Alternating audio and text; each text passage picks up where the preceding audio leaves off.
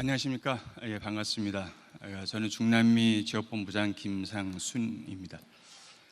먼저 술기업인 여러분들 앞에서 최근 중남미 시장에서 벌어지고 있는 동향에 대해 설명드리게 되어 매우 기쁘게 생각합니다.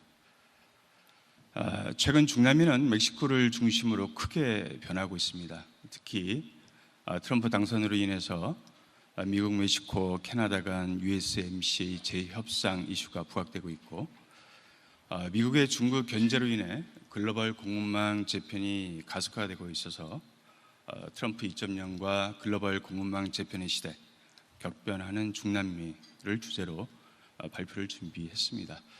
오늘 발표가 여러분들에게 유익한 시간이 되길 바라며 발표를 시작하도록 하겠습니다. 먼저 중남미 시장의 개요와 그리고 최근 대두되고 있는 주요 이슈를 살펴보고 이어서 유망 산업별로 진출 전략에 대해 설명드리도록 하겠습니다. 먼저 시장 개요 및 경제 전망입니다. 중남미의 전략적 가치에 대해 살펴보겠습니다. 인구는 6억 4천만 명에 달하고 노동 인력 비중이 68%를 차지하는 젊은 시장입니다. GDP 규모는 약 6조 6천억 달러, 총 수입 규모는 약 1조 4천억 달러에 달하는 시장으로 무역 규모가 지속 확대되고 있습니다. 또한 현재 중남미 내 8개 국가는 우리나라와 FTA가 체결되어 있고 주요 산업에 필수적인 구리, 철광석, 리튬 등과 같은 광물 자원이 풍부한 세계적 원자재 공급처이기도 합니다. 다음은 중남미 경제 전망입니다. 올해 중남미는 작년보다 소폭 적은 2.1%의 성장률을 보일 전망인데 주요국의 내수 경기 악화 그리고 중국과 미국의 성장 둔화 등을 주요 원인으로 보고 있습니다. 내년은 멕시코와 브라질 등 주요국을 중심으로 경기가 둔화될 것으로 예상되고 있습니다만 콜롬비아와 아르헨티나는 인플레이션이 지속 하락하고 또 민간 소비와 투자가 회복되고 있어서 경기가 다소 개선될 것으로 보입니다. 조금 더 구체적으로 경제 지표를 살펴보겠습니다. 멕시코 등 주요국의 인플레이션은 2022년을 기점으로 완화되는 모습을 보여주고 있습니다. 또한 미 연준의 금리 인하와 물가 안정화 추세를 고려하여 주요국에서는 기준금리를 점차 인하하고 있고 실업률 또한 팬데믹 이전 수준으로 점차 회복 중에 있습니다. 다음은 중남미에서 니어쇼링 영향을 가장 많이 받고 있는 멕시코의 경제 상황을 한번 살펴보겠습니다. 멕시코의 경제 성장률은 금년에 1.5%에서 내년에 1.3%로 낮아질 것으로 예상되고 있는데 최근 산업 생산 증가율이나 제조업 구매자 관리 지수 그리고 소매 판매 증가율 수치 또한 이러한 경기 하강 국면을 보여주고 있는 상황입니다. 고정자산 투자율 또한 작년 8월에 고점을 찍고 점차 하락하고 있고 또 미국과의 USMCA 재협상을 앞두고 있어서 당분간은 투자가 활성화되기는 좀 쉽지 않아 보입니다. 중남미의 전 세계 교육 현황을 보시겠습니다. 작년 기준으로 중남미 교육 규모는 총 2조 8천억 달러로 최대 교육 대상국은 미국과 중국입니다. 이들 양국은 중남미 총 수입의 51%, 총 수출의 57%를 차지하고 있고 우리나라는 6대 수입 대상국의 위치를 점하고 있습니다. 중남미의 주요 수입 품목은 전자기기, 기계류, 정제유, 자동차 등이며 주요 수출 품목은 자동차, 원유, 전자기기 등입니다. 최근 5년간 중남미 시장에서의 주요국의 수입시장 점유율 변화를 살펴보겠습니다. 전반적으로는 미국, 일본, 한국의 비중이 소폭 감소한 반면에 중국, 인도, 베트남, 대만의 비중은 소폭 확대된 것으로 나타나고 있습니다. 또한 멕시코 등 중미 국가와 콜롬비아에서는 미국이 1위를 하고 있는 반면에 브라질, 페루, 칠레 등 남미 대부분의 국가에서는 중국이 1위를 하고 있는 점도 주목할 만한 특징이라고 볼 수 있겠습니다. 중남미 FDI 유치 현황을 보면 제조업 및 광업 중심으로 FDI 유입이 확대되고 있는 상황입니다. 2020년 이후로 브라질, 멕시코, 칠레, 아르헨티나, 콜롬비아 등 주요국으로 FDI 유입이 지속 증가하고 있는 모습을 확인하실 수 있습니다. 다음은 한국과 중남미의 교역 현황입니다. 우리나라의 중남미에 대한 수출은 올해 3분기까지 전년 동기 대비 17%가 증가한 220불로 멕시코, 브라질, 칠레 등 5개국이 총 수출의 약 80%를 차지하고 있는 상황입니다. 우리의 주요 수출품은 자동차 부품, 자동차, 철강판, 반도체 등 중간재 위주이고 주요 수입품은 원유, 사료, 동강 등입니다. 우리의 FDI 투자 동향을 살펴보면 2021년 이후로 지속 감소하는 추세를 보여주고 있습니다만 멕시코와 아르헨티나에 대한 투자는 증가하는 모습을 보여주고 있습니다. 멕시코는 자동차 부품과 같은 제조업 중심의 투자가 증가하였고 아르헨티나는 리튬 개발을 위한 투자가 확대되고 있는 상황입니다. 다음은 중남미 주요 이슈 및 전망에 대해 살펴보겠습니다. 최근 중남미 지역에서 대두되고 있는 중요한 이슈를 5가지 선정해 보았습니다. 좌측부터 미국과 중남미 대선에 따른 영향, 니어쇼링 현상과 USMC 재협상 등 5가지인데 차례대로 살펴보도록 하겠습니다. 먼저 트럼프 당선이 중남미에 미치는 영향을 살펴보겠습니다. 트럼프 당선인의 정책 기조는 국익 중심의 미국 우선주의입니다. 이에 따라서 보편 관세 도입이나 모든 중국 제품에 대한 60% 관세 부과와 같이 미국의 무역 수지 적자 해소를 위한 보호 무역주의 정책을 펼칠 것으로 예상되고 있고 또 인플레이션 감축법상의 전기차 세액공제 혜택 또한 폐지되거나 축소될 것으로 보입니다.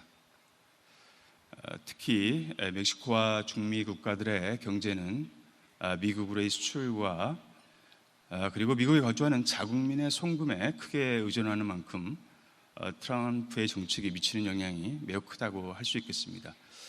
이러한 상황에서 트럼프 당선인은 USMC 재협상을 통해 미국의 적자 폭을 줄이고 중국의 멕시코를 통한 우회 수출을 규제하는 정책을 추진하고 있습니다.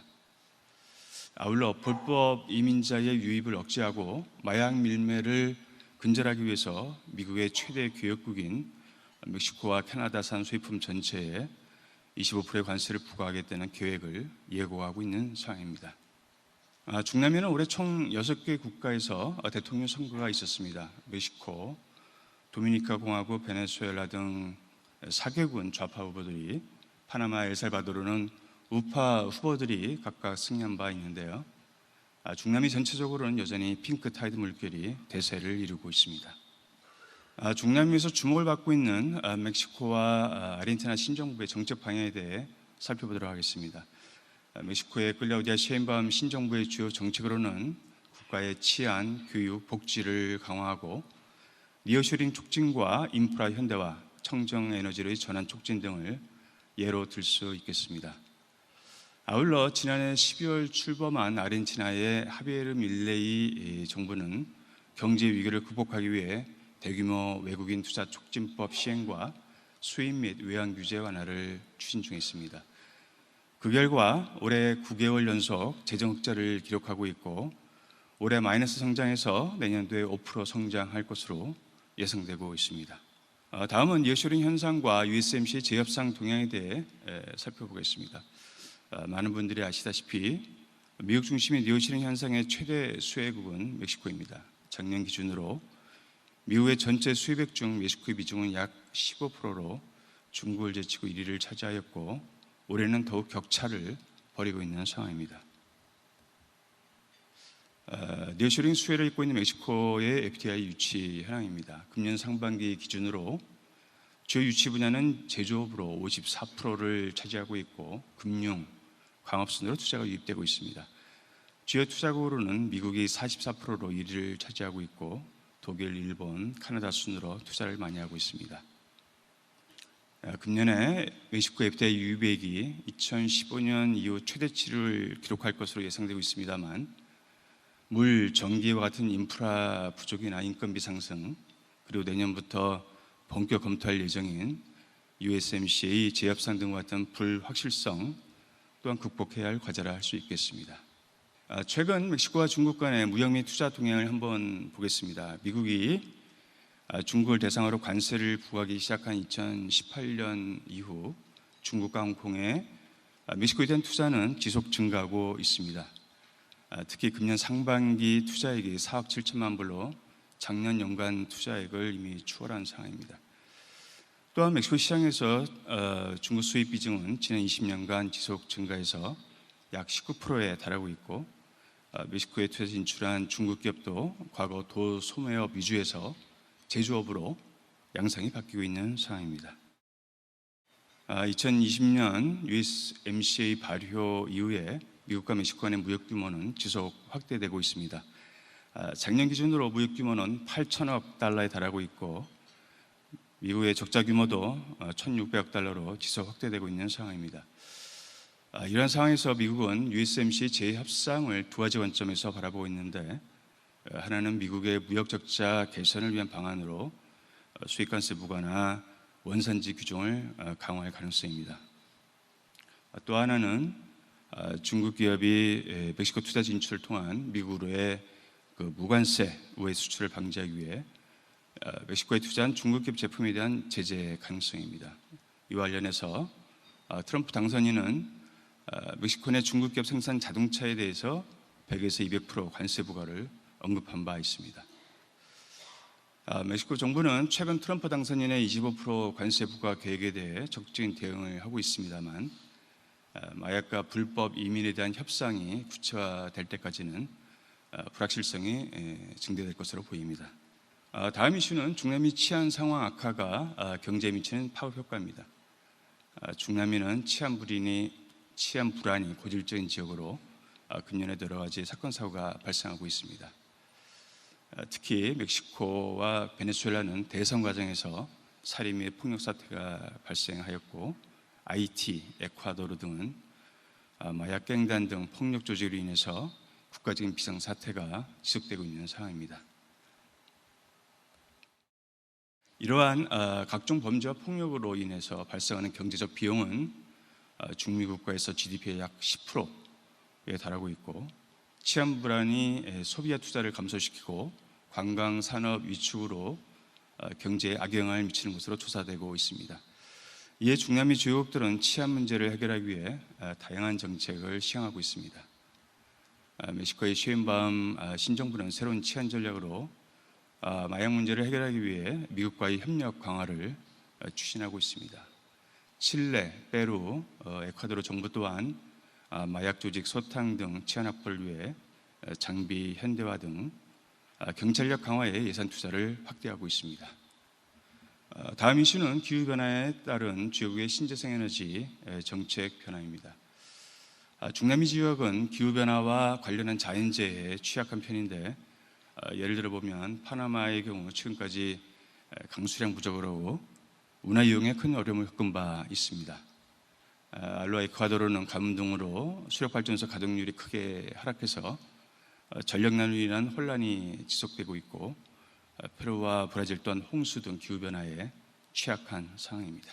이러한 상황 하에서 중남미 주요국은 신재생 에너지 정책을 적극 추진하고 있습니다. 중남미는 에너지 발전 비중에서 수력 발전이 44%로 가뭄, 홍수 등의 취약한 구조를 가지고 있어서 태양광과 풍력 비중을 높이는 에너지완 다각화 정책을 추진 중에 있습니다.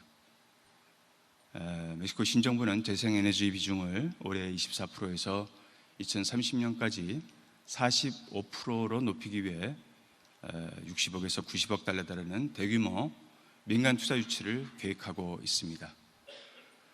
브라질 또한 태양광과 풍력 등 신재생에너지 발전 비중을 확대할 계획이고, 칠레는 신재생에너지 비중 확대와 더불어서 국가 그린 수소 전략을 발표하였고, 2040년까지 세계 3대 수소 수출국으로의 도약을 추진하고 있습니다. 마지막으로 살펴볼 이슈는 중남미 주요국에서의 ICT 기술 도입의 확대입니다. 먼저 많은 국가들이 디지털 정보 구축에 관심이 높은 편인데, 멕시코 신정부는 디지털 전환 전략실을 신설하여 정보 서비스의 디지털화와 정보 시스템 통합을 적극 추진할 계획입니다. 칠레, 브라질, 콜롬비아, 아르헨티나 또한 정보 통합 플랫폼 구축 등 디지털 정보 계획을 추진 중에 있습니다. 또한 농업 기술과 디지털 농업 솔루션에 대한 관심이 증대되고 있고 급격한 도시화에 따른 해결책으로 교통관제, 비디오 감시 등과 같은 스마트 시티와 관련된 시스템 구축 필요성이 커지고 있는 상황입니다. 다음은 중남미의 주요 유망 산업별로 우리 기업의 진출 전략을 살펴보도록 하겠습니다. 먼저 니어쇼링을 활용한 소부장 산업 진출 전략에 대해 알아보겠습니다. 중남미는 니어쇼링 등의 영향으로 멕시코, 브라질을 중심으로 자동차 산업이 크게 성장 중에 있고 작년에는 멕시코에서 400만 대, 브라질에서 230만 대 등 총 690만 대의 자동차를 생산하였습니다. 산업화에 따라 기계장비 산업도 발전하고 있는데 멕시코는 제조업 생산 기지로 급부상하면서 관련 기계류 수요가 증가하고 있습니다.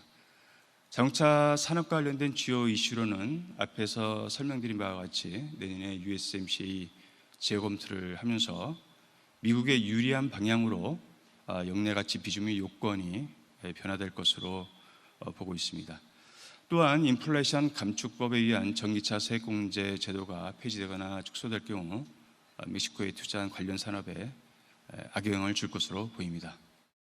진출 전략으로는 현지 투자 진출을 고려할 때 USMCA 재협상이나 IRA 정책 변화에 대해 면밀한 모니터링을 통해서 최적의 진출 방안을 모색할 필요가 있겠습니다.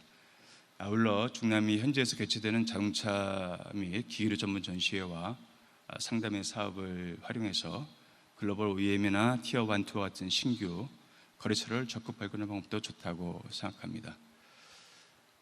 내년에 자동차 부품과 기계장비 산업과 관련해서 멕시코에서 개최되는 주요 전시회 및 상담의 리스트를 예시로 드러났으니 사업에 참가하시기 바랍니다. 다음은 바이오 의료 분야에서의 진출 확대 전략에 대해 살펴보겠습니다. 시장 여건을 보면 멕시코는 내년에 의약품 구입 예산으로 64억 달러를 배정하였고 다양한 미용 의료 장비 수요가 증가하고 있습니다. 브라질은 중남미 최대의 의약품 의료기기 소비국으로서 복지 정책 확대로 인해 시장이 성장 중에 있습니다. 바이오 의료 분야는 공공과 민간 분야에서 투트랙 접근 전략이 필요할 것으로 생각합니다. 공공 부문은 정보 조달 입찰 경험이 풍부한 전문 기업과 파트너십을 체결해서 복잡한 절차와 규제를 극복할 필요가 있고 민간 부문은 세미나 개최, 의료기기 기부 등 제품 체험 기회를 제공해서 한국산에 대한 인지도를 개선하는 것이 좋을 것으로 판단됩니다. 아울러 현지의 인증 절차 간소화 제도를 적극 활용해서 현지 시장 진출에 소요되는 시간과 비용을 절감할 필요가 있겠습니다. 내년에 중남미 무역관에서는 아래와 같은 사업을 추진할 예정으로 있으니 업무에 참고하시기 바랍니다. 보시는 사진은 올해 브라질과 파라과이에서 추진했던 바이오 사업과 관련된 사진들이니 참고하시기 바랍니다. 다음은 ICT 시장 진출 전략에 대해 알아보겠습니다. 주요국의 ITC 산업 동향을 보면 멕시코, 브라질, 콜롬비아는 교통과 치안 문제 해결에 도움이 되는 스마트 시티 시스템 구축에 관심이 높고 아르헨티나와 페루는 스마트팜과 디지털 정보 추진에 수요가 있습니다. 진출 전략으로는 먼저 개발 협력 사업을 활용해서 우리 기업의 우호적인 진출 기반을 마련하는 것입니다. 예를 들면 에콰도르 퀴토 무역과는 스마트 시티 컨설팅 프로젝트 사업 수행을 통해서 향후 우리 기업의 프로젝트 참여 기회를 확보하기 위해 노력하고 있습니다. 아울러서 국가별로 수요가 많은 분야를 타깃팅하여 맞춤형으로 진출하는 전략이 필요하다 하겠습니다. 이와 관련해서 내년 하반기에는 서울에서 한 중남미 비즈니스 서밋 행사를 개최할 예정이니 많은 관심 부탁드리겠습니다. 이번 슬라이드는 올해 중남미정 무역관에서 개최했던 ICT 관련 주요 사진입니다. 업무에 참고하시기 바랍니다. 다음은 주요 프로젝트 모니터링을 통한 수주기회 발굴 전략에 대해 말씀드리겠습니다. 내년도 중남미 건설 시장 규모는 3,300억 달러에 달하고 인구 증가와 인프라 부족으로 인해서 개발 수요가 지속 증가할 것으로 전망되고 있습니다. 에너지 분야를 보면 멕시코 전력청은 2030년까지 발전과 송배전에 총 234억 달러를 투자할 계획으로 있습니다. 주요 유망 분야로는 칠레 그린 수소 프로젝트, 멕시코의 전력기자재 공급과 신재생 에너지 발전 프로젝트, 브라질의 원자력 발전소 정비 사업을 예로 들 수 있겠습니다. 금년에 우리 기업이 수주한 주요 프로젝트 사례로는 페루의 철도 신설 타당성 조사 프로젝트, 브라질의 원전 공사 정비 공사 프로젝트, IT의 태양광 프로젝트 등을 줄 수 있겠습니다. 고려해야 할 진출 전략으로는 현지에 경험 많은 유럽 파트너와 전략적 제휴를 통해 수주 가능성을 제고하고 IDB, 까베이 등 국제개발은행이 개발 사업 자금을 대는 프로젝트를 적극 발굴, 참여할 필요가 있겠습니다. 아울러 재원이 부족한 중남미 정부에서 선호하는 PPP 형태의 프로젝트 사업에 더 많은 관심을 가져주시길 바랍니다. 신소비 트렌드와 한류를 활용한 소비재 수출 확대 전략입니다. 화장품은 남성과 어린이 등의 소비자층이 생성되고 있고 피부 체질을 강화할 수 있는 제품에 관심이 커지고 있습니다. 또한 식품은 인기 드라마에서 본 한국 음식을 먹어보는 것에 관심이 많습니다. 특히 작년 중남미 한류 동호회 회원수는 3,800만 명으로 4배 가까이 증가하였고 중남미에 대한 화장품과 식품의 수량도 큰 폭으로 증가하고 있습니다. 진출 전략으로는 현지 유통망 입점 등 다양한 온오프라인 유통 채널 개척이 필요하다고 하겠습니다. 아울러 자연주의 특성을 강조한 프리미엄 시장을 공략하고 한식 소비 기회를 제공하는 등의 차별화된 제품 전략을 펼치는 것도 좋은 방법이라 할 수 있겠습니다. 또한 각국별로 상이한 제품 인증 절차를 이해하는 것이 중요한데 멕시코에서 일반 화장품은 라벨 규정만 충족하면 인증 없이 수출이 가능하기 때문에 우리 기업들의 많은 관심을 바라겠습니다. 한국 소비재 관련 사진들을 보고 계신데요. 멕시코에서는 라면을 조리해 먹을 수 있는 한국식 편의점이 인기를 끌고 있습니다. 아울러서 중남미 다수 무역관에서는 한류를 활용한 문화 행사를 연계해서 다양한 소비재 행사를 개최한 바 있습니다.